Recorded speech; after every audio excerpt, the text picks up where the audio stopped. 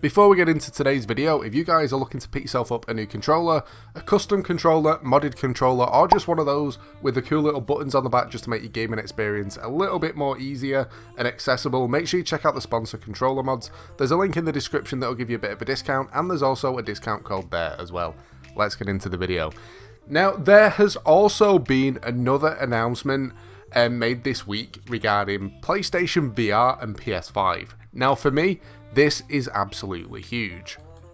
I understand not everybody's into VR.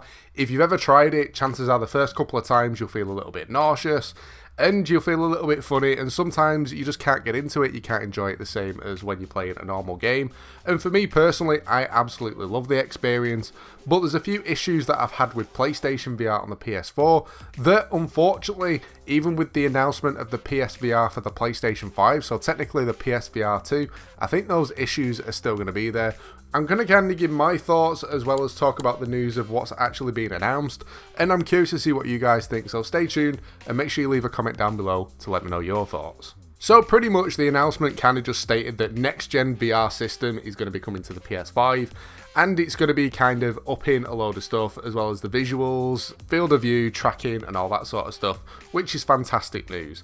The good parts of this that I'm going to kind of compare with the PSVR on PS4 is the fact that the horrible box that you had to use with a PlayStation VR is going to be getting rid of. So if you've got a PSVR at the moment, you'll kind of know you've got to have a wire that goes from your PlayStation to a giant box, and then the giant box to your TV, and then a USB from the box to the console, and then that getting plugged in.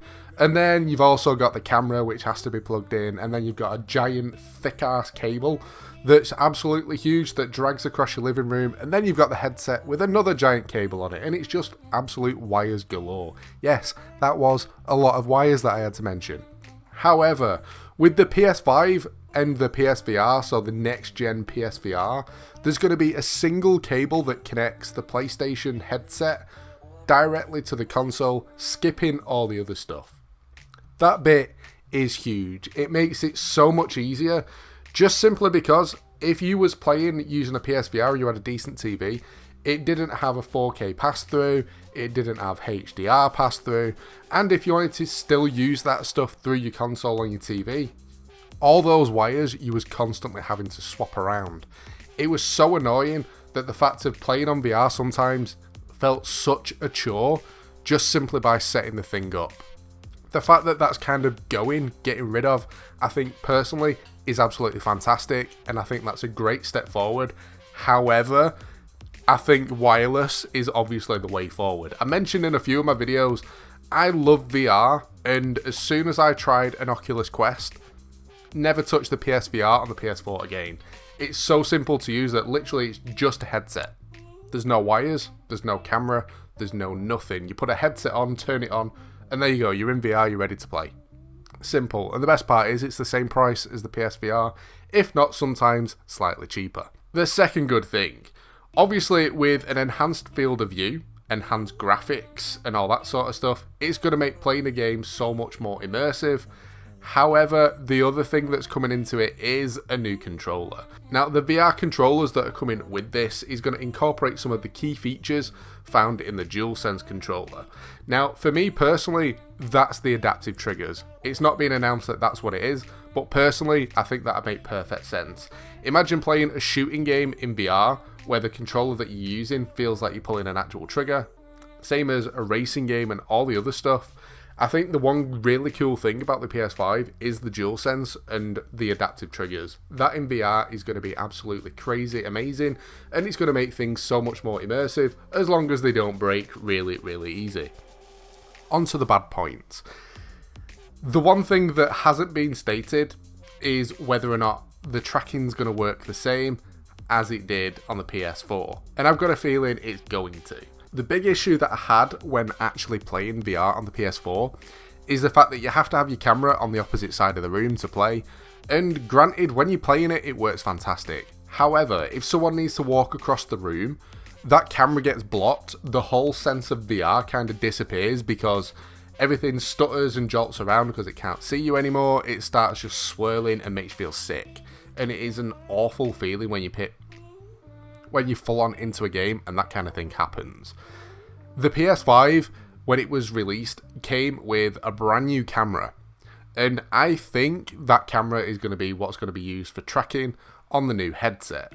Now, the fact that the DualSense controller doesn't have the lights on the front for it to be trackable in VR, I think is kind of the reason why they bring in a new controller with the VR, because obviously it's probably going to have the lights on it or something else to track.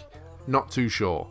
I think the perfect thing that would make this something that I'd actually want to go out and buy is if you don't need that camera. If when this headset releases, or when the full information's given on it, if they state you plug a wire into your console and then you're fully playing in VR, you don't need a camera, you don't need anything, I think it's something that I'll pre-order and go and pick up, and I think it'll be a fantastic experience. However, as soon as they mention that you need a camera, which is going to be on the opposite side of the room, and they're going to say that it's improved tracking and all that sort of stuff, I think that's going to be the first thing that makes me not want to buy this. Even though the PS5 dedicated experiences are probably going to be amazing, I think personally just the way that my house is set up, to have it like that just doesn't work very well. I've got kids, so when I'm playing like in the living room, which is where my console is, obviously people are walking in and out the room, people are walking past, and I can't just randomly disappear off and take the whole console and everything with me. Obviously it's really bulky and it's just a pain in the butt to do so. Second off, the other thing as well, the fact that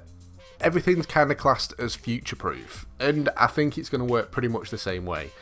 The VR system, when they're talking about VR games, it stated that it doesn't matter whether you're playing on a PS4 or PS5, the PSVR or the next-gen PSVR, the virtual reality games are going to be looking better and bigger and all that sort of stuff. The flag up there for me personally, it means that if they're making a game that has to work on the old PSVR as well as a PS4, the visuals, the technology and everything that you could get in a VR game isn't going to be fully possible because it's being made to have to work on an older gen system as well as a new one. I do think that in the years to come, they might do dedicated next-gen only. So if you've got a PS5, you'd need the next-gen PSVR to play something as well. And it's just so confusing because of the fact that you can use an old VR headset on a PS5, and chances are you're going to be able to use the new VR headset on a PS4. And it's going to be really weird because to have a full dedicated game, people are going to get so confused. And the fact that if you're going to need to have a PS5 and the next-gen VR to play one or two specific games, I think is just going to get really confusing. I do hope personally that the information is given out fully, because at the moment it's kind of just been an announcement. However, there is a state of play this week, which I'm going to be curious to see if they mention anything about. But everything to do with VR, again, curious to see what you guys think. Leave a comment down below, let me know your thoughts. But that's pretty much it for this one. Kind of just wanted to give a heads up, but I'm going to end it there. I hope you've enjoyed the video. If you have, a like would be awesome. Don't forget to subscribe as well if you're new. Thanks for watching, and I'll catch you next time.